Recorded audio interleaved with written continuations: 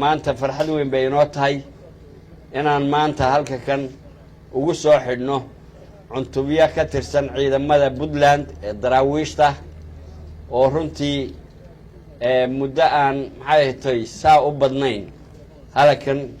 tababar ku qaadanayay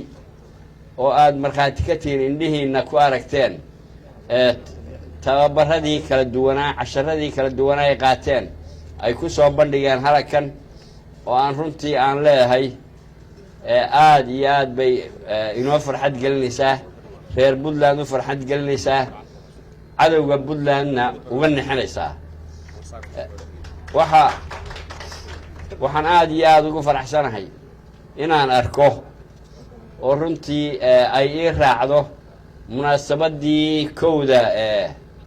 kowda August oo farxad weyn inoo ahayd oo aynu aragnay ciidamada maxay tahay daraawiishta ama ciidamada Puntland ee kala duwan wixii ay soo bandhigeen inaan maanta tanna ka qayb galo aad iyo aad baan ugu faraxsanahay waxaan isleeyahay mar haddaan soo arkay munaasabadaha noocaas ah ee cadawgii Puntland runtii isagoo awalba calool xumo maxay ahayd ku naaloonayay ayaa maanta reer Puntland farxad iyo inay haddii dhulkii maqnaa iyo wixii cadawga gudaha iyo dibaddaba ka jira inay dhaxda ka jabiyaan bay maanta aan aaminsanahay waxaan farayaa taliyaha guud kuwa kan aad iyo aad bay tababarkoodii ugu guulaysteen waxaan faraynaa oo kula dardaarmaynaa inay ciidamada Puntland oo daraawiishtu ugu horeyso inay tababaradooda iyo xeryahaad hadda ballan qaaday oo aad hawshooda ku jirtaan in la dedejiyo waa idin faraynaa waxaan faraynaa oo kale inay ciidamadani ciidamo la baray discipline ciidamo la baray tababar ciidamo la baray maxay tahay